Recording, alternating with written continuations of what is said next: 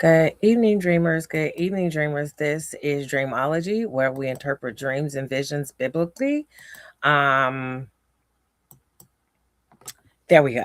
Back live. I'm so sorry for everybody at Facebook, but you know them demons over there, them witches over at Facebook, once again have made my page private.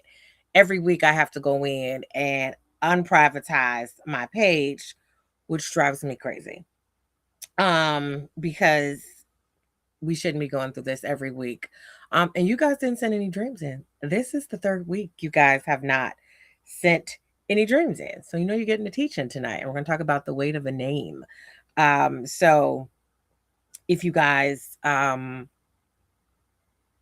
with me, we're going to try to get Facebook up and running. So I'm actually going to come out of this stream and go back over to Facebook and fix them. Give us a few minutes. We'll be back.